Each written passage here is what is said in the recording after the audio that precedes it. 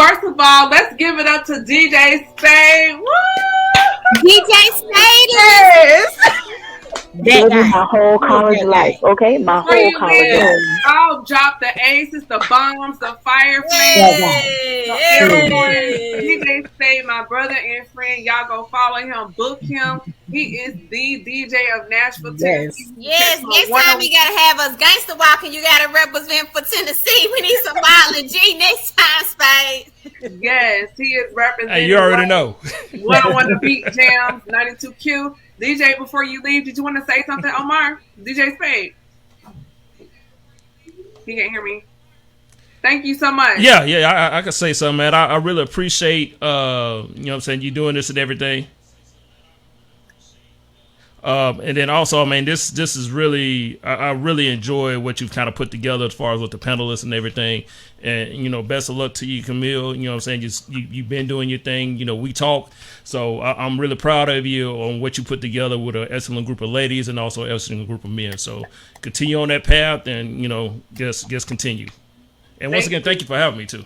Thank you, DJ Spade. Thank you. We will be working again in the future. You better know. Thank you. So I'm gonna jump in. And the whole I guess dating potential, somebody that has potential and all of that, that's a strong, hard no for me.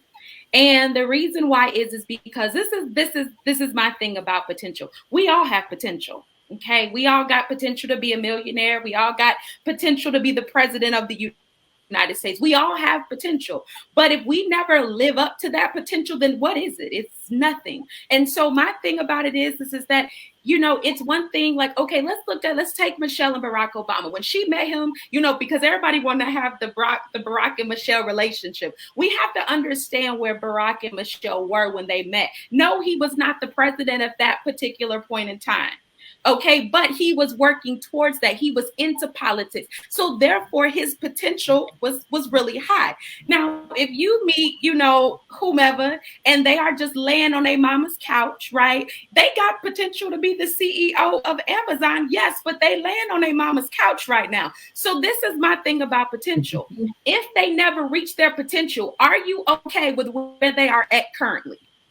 And so I'm not okay with you laying on your mama's couch. I don't care how much potential you actually have. So dating potential for me, it's just gonna be a no. And the other part about that is that, you know, I think that we also have to be able to understand, like as everybody was saying, like you can't make somebody into being something that they are. And I think that what happens is that because we spend so much time investing in the wrong people, and it causes us to settle, and then we be too afraid to go because of the simple fact that they're like, well, I didn't put in 5 years, and if I just hang around, you know, just one more year, maybe he's gonna propose, or you know, maybe, you know, it's gonna this gonna be my year. Listen, it don't take no man 5 years.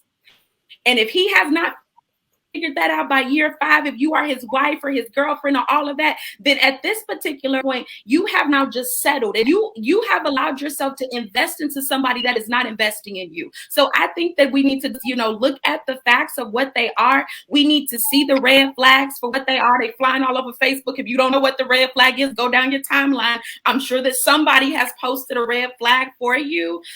But I think that we just have to realize is that, you know, we're settling because we think that I've put all of this time in. Listen, in a lot of cases, we're expecting a return on our investment that we're not going to get. But that's because we sold into the wrong place.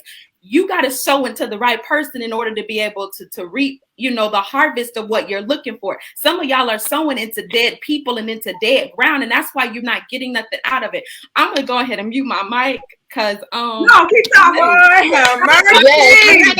ready. Can I just say this? Go ahead, speak the on wise counsel. You must have a wise counsel, because you can't just let anybody in your relationship. Because next thing you know, you bring them into your space, your house is falling apart, and you can't figure out what happened, and they've gone about their merry way. So to have wise counsel, and that's why you really have to, like Lisa said, you have to have a certain kind of friends. Everybody has to play their part. So that was one thing.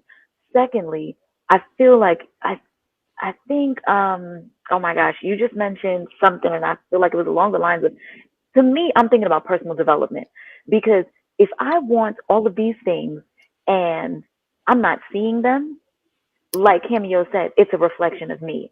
So what is it that if I'm making a list of the perfect husband or the perfect wife or the perfect child, am I then presenting as that person to help them grow in that area? And I'm not saying that you have to teach them how to do that. You have to become the better version of yourself so they can show up as the better version of themselves.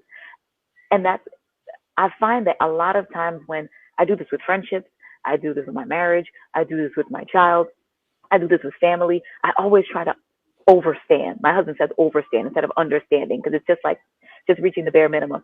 But if you overstand, see both sides of the field, and then also figure out, well, how can I better this situation? If you always look at it from that perspective, you will find you not only see the person change, but your mindset about that person will change. And you're no longer thinking about the negative things and the things that they're lacking, the things that they're not doing.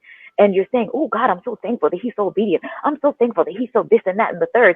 The next thing you know, the problems that you thought were problems aren't even there anymore, because the person is presenting themselves differently. So that's something else to consider. Y'all, I'm glad you mentioned the list. I'm so glad she mentioned the list. Yes. Because the thing is that some of these lists are just unrealistic. Wow. Some of our lists are unrealistic. And so we keep trying to, find this man, and we want to size this man up to what our list actually looks like. And the thing about it is that half the things that we want that are on our list is not even in God's plan.